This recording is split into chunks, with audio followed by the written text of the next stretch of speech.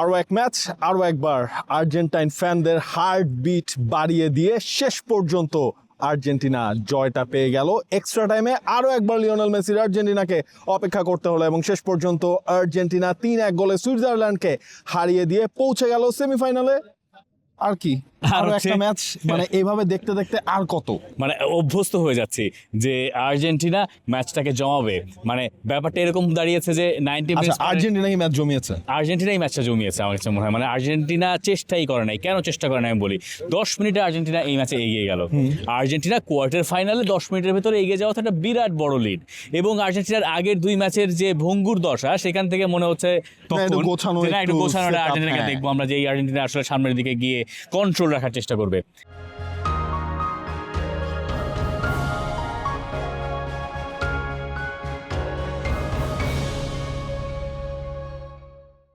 ওই 10 মিনিটের গোলের পর আর্জেন্টিনাকে আর খুঁজে পাওয়া গেল না। আর্জেন্টিনার কোনো শটস নাই, আর্জেন্টিনা অ্যাটেম্পটও নেয় না। আর্জেন্টিনা ফার্স্ট হাফে গোলের আর চেষ্টাই করে না। আপনারা মনে করেন যে আর্জেন্টিনা ফার্স্ট হাফে আর চেষ্টা করেছে? I don't remember. আর্জেন্টিনা এবং সুইজারল্যান্ড ফার্স্ট হাফ শেষে হচ্ছে আমি দেখলাম আপনার শটস হচ্ছে 3টা, এবং শটস অন টার্গেট একটার মধ্যেই হচ্ছে আর্জেন্টিনার গোল এসেছে। আর্জেন্টিনা বেঁচে গেছে, ফার্স্ট হাফটা তাদের ওরকম করতে হয় নাই। এবং মানে এই জায়গাটায় আর্জেন্টিনার সবচেয়ে বড় প্রবলেম হচ্ছে আর্জেন্টিনা রিস্ক নিতে চাচ্ছিল না। এবং ফার্স্ট হাফের খেলা আমার ধারণা বাংলাদেশে যারা ঘুম থেকে উঠে 7টার সময় খেলা ছিল সকাল, তাই না? সকাল 7টায় যারা ঘুম থেকে উঠে খেলা দেখেছেন, ওরা আবার 7:45 ভেতরে হয়তো ঝিমিয়েও গেছেন অনেকে। মানে এইরকম ঝিমুনি ধরা খেলা ফার্স্ট হাফ হয়েছে। তারপরে মনে হচ্ছিল না 1-0 করে লিড তো আছে, সুইজারল্যান্ড তো অত বড় প্রতিপক্ষ হয়তো শেষমেশ আর্জেন্টিনার সামনে দেখা দেবে না। সেকেন্ড হাফে আর্জেন্টিনার মানে আবার সেই ভঙ্গুর দশা শুরু হলো। একটা সুযোগ আর্জেন্টিনা তৈরি করেছিল, কিন্তু এরপর থেকে শুরু হলো একের পর এক আক্রমণ কি একটা দেখা গেল যে লিসান্দ্রো মার্তিনেজ একেবারে বডি বিলিয়ে দিয়ে ব্লক করলেন।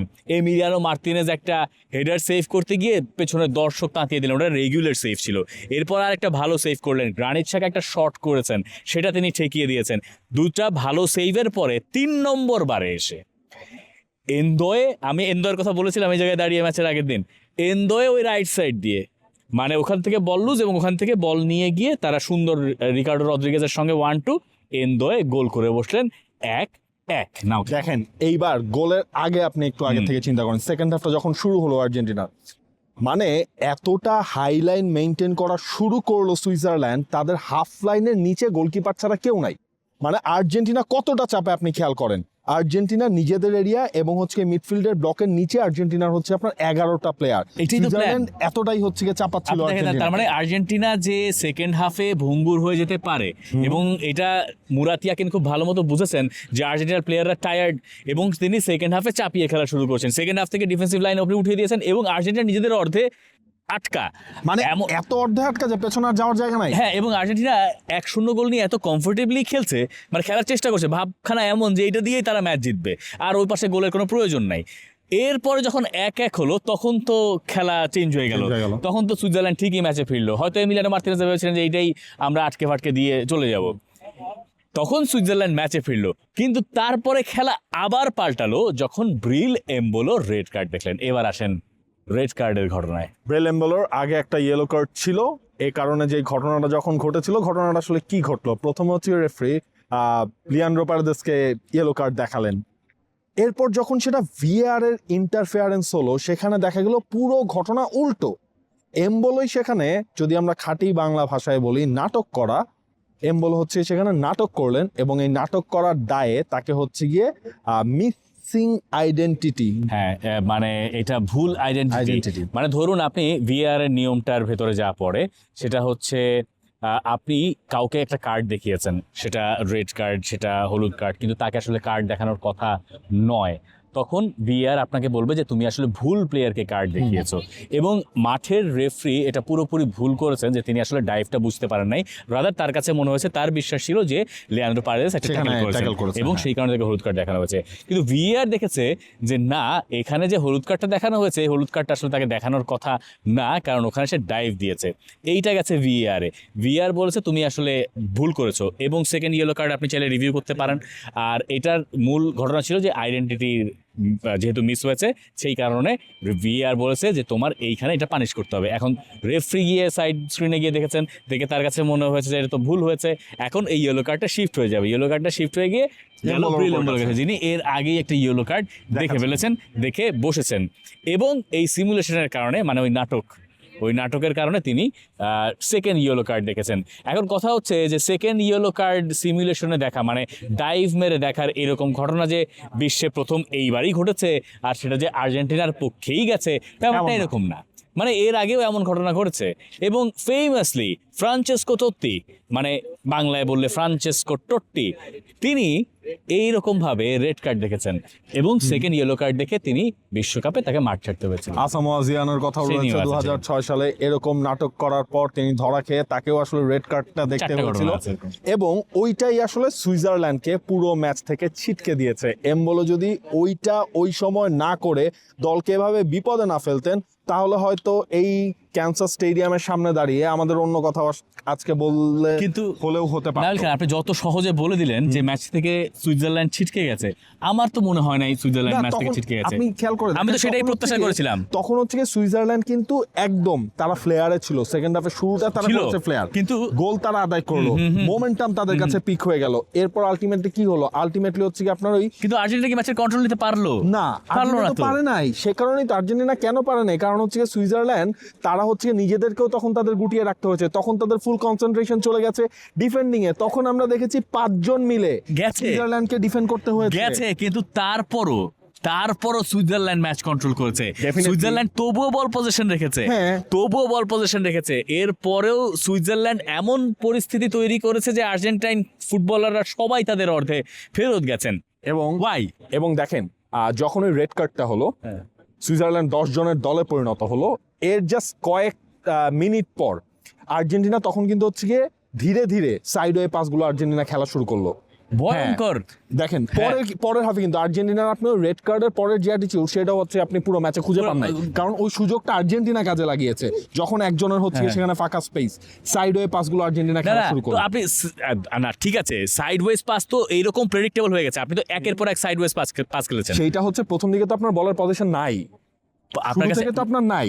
যখন একজন কমেছে, ওরা 5 জনে শিফট করে গেছে, তখন আপনি হচ্ছে তো বুঝতেই পারছেন যে ওই জায়গাটা একটা বড় ভ্যাকুয়াম ক্রিয়েট হয়ে গেছে আর্জেন্টিনার এগেইনস্ট সুইজারল্যান্ডের। মানে কার ভ্যাকুয়াম তৈরি হলো এখানে? সেখানে সুইজারল্যান্ডের ভ্যাকুয়াম তৈরি হয়েছে। সুইজারল্যান্ডের ভ্যাকুয়াম যে তৈরি হয়েছে, সেই ভ্যাকুয়াম তো দেখলামই না আমি তো 90 মিনিটসের আগ পর্যন্ত, 90 মিনিটস কেন, আমি 5 মিনিটস পর্যন্ত এক্সট্রা টাইমে যে ম্যাচ গেল, আমি তো সেই ভ্যাকুয়াম স্পেসের চেহারাই দেখলাম না।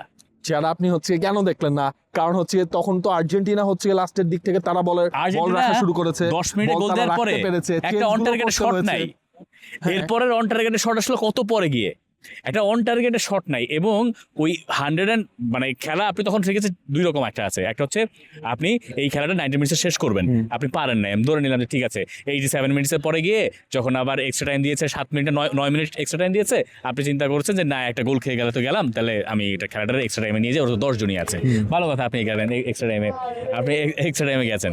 এখন মানে হাসছি কারণ আমাদের সামনে আর্জেন্টাইন ফ্যানরা উদযাপন করতে যাচ্ছেন তালি দিতে দিতে, এই কারণে ফ্যান দেখলে তো হাসতাম না, সাংবাদিক দেখে হাসছি। যাই হোক, এবার আসেন, খেলা আপনি এক্সট্রা টাইমে নিয়েছেন, খুব ভালো কথা। এক্সট্রা টাইমে নিয়ে ফার্স্টের 15 মিনিটস করলেন নাকি কিছুই করতে পারেনি। এরপরে গিয়ে ওই যে চেঞ্জ আপনি একটা করেছেন, ওই যে চেঞ্জ গুলো করেছেন, চেঞ্জ করে একসাথে 4 ফরওয়ার্ড, লিওনেল মেসিকে যদি আপনি ধরেন, আলভারেজ, লাউতারো, এরপর হচ্ছে আপনার ওয়ান ম্যানুয়েল লোপেজ এবং হচ্ছে লিওনেল মেসি, 4 জন হচ্ছে আমি দেখলাম ফরওয়ার্ড খেলা শুরু করেছে। মিডফিল্ডে কিন্তু তখন আর্জেন্টিনা লোড কমিয়ে দিয়েছে, এবং নিকো গঞ্জালেস তো আরো আগেই নেমেছেন, নেমে আর্জেন্টিনা একের পর এক সাইডওয়েজ পাস খেলছে, একের পর এক সাইডওয়েজ পাস, এবং তার ভেতরতে নাই কোনো পেনিট্রেশন, নাই কোনো পকেট স্পেস খুঁজে পাওয়া, এবং এমন জায়গায় খালি মেসিরই খুঁজে, সবাই মেসিকে খুঁজে, মানে একটা পাস ওই পাশে ফাঁকা জায়গা না, পাস একটা লে অফ দিবে মেসিকে। এবং স্টেডিয়ামের এনভায়রনমেন্টটা এরকম যে মেসির যে আইকনিক ফিনিশিং, পাস একটা বক্সের আশপাশে দিলেই যেন হয়ে যাচ্ছে, মেসি একটা শট করবেন, শট করার জায়গা তো থাকতে হবে। আপনি দিন শেষে দেখেন ওই অ্যাসিস্টটা বাদ দিলে মেসি আজকের ম্যাচে ওই যে সেকেন্ড হাফটায় মানে পরের দিকটার সময় কি একটা চান্স তিনিও পেয়েছিলেন, 1-on-1 সিচুয়েশনে তিনি চিপ করতে চেয়েছিলেন কোভেলের ওপর দিয়ে, বাট সেইটা হচ্ছে আলটিমেটলি হয় না। এবং কোভেল এই ম্যাচে প্রচন্ড ভালো সেভ করেছেন লাস্টের দিকটা এসে, যখন কোভেলটা কি অফসাইড হতো না? অফসাইড হতো মনে হয় না, মনে হয় সেটা অফসাইড মনে হয় না হতো, বাট দিন শেষে কোভেলের ওই সেভগুলো দেখেন, কোভেলেইতে এই ম্যাচে লাস্টের দিকে আর্জেন্টিনা যখন অল আউট প্রেসার দেওয়া শুরু করলো, বাট দিন শেষে কোনো কিছু হচ্ছিল না। এরপর তো আর্জেন্টিনা গোলটাও কিন্তু হচ্ছে লাকিলি পেয়েছে, লাকিলি পেয়েছি, আলভারেজের গোলটা মোটেই লাকিলি না, কিন্তু ওই যে আগের হ্যাঁ শেষের দিকে মানে এবার আসি গোলে। মানে স্টেডিয়ামের এনভায়রনমেন্টটা এরকম দাঁড়িয়েছে যে এখন মেসি ছাড়া আর কোনো উপায় নাই, মানে লিটারালি এরকম। আর্জেন্টাইন ফ্যানরাও মানে এরা জানে যে এই ম্যাচ বের করতে হলে মেসিকেই লাগবে। এবং দেখেন গোল করেছেন আলভারেজ, কিন্তু মেসি আছেন সেখানে। মেসি একটা শট করলেন এবং শটটা গোলকিপার কোবেল ঠেকালেন, বলটা গেল এক সাইডে, ওই বল আনতে গেলেন হচ্ছে হুয়ান ম্যানুয়েল লোপেজ। মানে লিওনেল স্কালোনি তার কাছে যা ছিল সব ইউজ করে ফেলেছেন। এই দলের স্ট্রাইকার, এই মানে প্রপার যে স্ট্রাইকার বুঝি আমরা, আলভারেজ, লাউতারো মার্তিনেজও স্ট্রাইকার, কিন্তু ওরা অনেক জায়গায় খেলতে পারে, সাইডে ওদের অনেক কন্ট্রিবিউশন থাকে, কিন্তু একদম বক্সের স্ট্রাইকার হচ্ছে এই যে হুয়ান ম্যানুয়েল লোপেজ। তো সেই লোপেজ যখন বলটা কুড়িয়ে আনতে গেলেন, এরপরে তার সঙ্গে দুজন দেখলাম যে সুইস ডিফেন্ডার এর পিছ গেছে, চলে গেল এইখানে স্পেস, আলভারেজের পায়ে বসলো, এরপরে দেখলাম ওয়ান্ডার স্ট্রাইক। বলেন এই গোলটা নিয়ে কিছু শুনি। এইটা নিয়ে যে আলভারেজের জন্য এটা কতটুকু হচ্ছে ইম্পর্টেন্ট ছিল, তাকে নিয়ে তো হচ্ছে আলটিমেটলি সমালোচনা শুরু হয়ে গেল। হ্যাঁ, লাউতারোকে বসিয়ে রাখা, আলভারেজের ওপর ভরসা রাখা, আলভারেজের অ্যাঙ্গেল পিকটা টু গুড টু সি। মানে ওই জায়গায় যে অ্যাঙ্গেলটা তিনি পিক করলেন, আর দেখলাম আমরা হচ্ছে সুইজারল্যান্ডের যে জমাট রক্ষণ ছিল সেইটা হঠাৎ করে সেখানে স্পেসটা তিনি ক্রিয়েট করে ফেললেন, এবং মানে টপ কর্নারটাকে পিক করা ওই জায়গা থেকে, এইটা ছিল আলভারেজের মানে দর্শনীয় একটা গোল। দর্শনীয় গোল, বিশ্বকাপের অন্যতম সেরা গোল তার। সেই বিশ্বকাপের সেই মানে 2022 বিশ্বকাপে যেই পারফরমেন্স তার কাছ থেকে দেখেছি, এইখানে একটা অদ্ভুত সুন্দর গোল আমরা তার কাছ থেকে দেখলাম।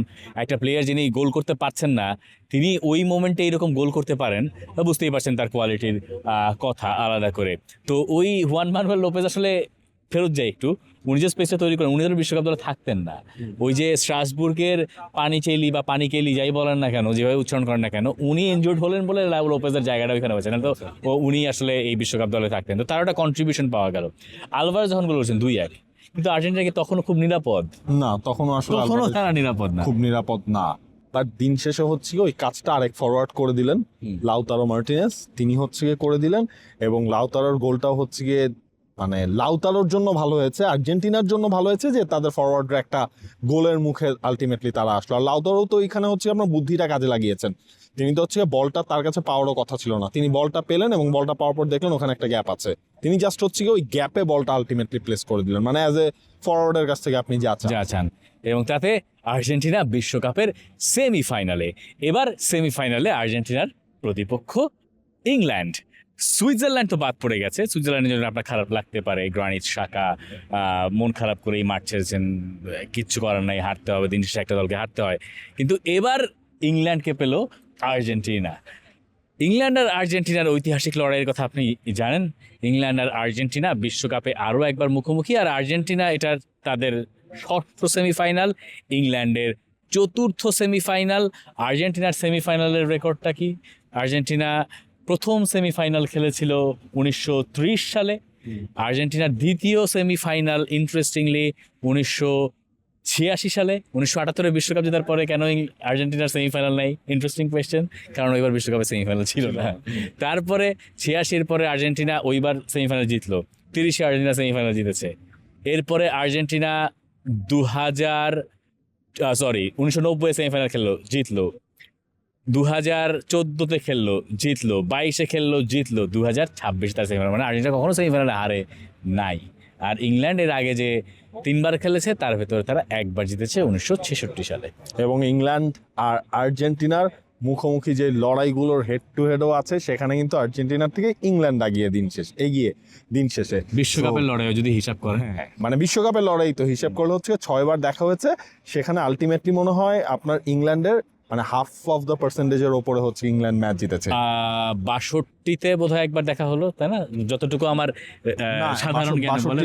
এর আগেও একবার দেখা হয়েছে, 66-তেও একবার দেখা হয়েছে। 62, 66 অথবা হচ্ছে যে আপনার 86টা তো আর্জেন্টিনা হারলো, 86, 2 এবং 98। 2 এর পর তো আলটিমেটলি আর দেখা হয় না, 2টাও আসলে জিতলো কে? আচ্ছা, সাধারণ জ্ঞান যাদের খুব ভালো তারা আমাদেরকে জানাতে পারেন যে ইংল্যান্ড আর আর্জেন্টিনার ইতিহাস, মানে 86 টু 2002 পর্যন্ত তো আমরা মনে করতেই পারি, এর আগেরগুলো আমাদেরকে কমেন্ট সেকশনে আপনি জানাতে পারেন। ওয়ার্ল্ড কাপের সেমিফাইনাল, একটা স্পেন ভার্সেস ফ্রান্স আর একটা ইংল্যান্ড ভার্সেস আর্জেন্টিনা। আপাতত আমাদের এই পর্যন্তই।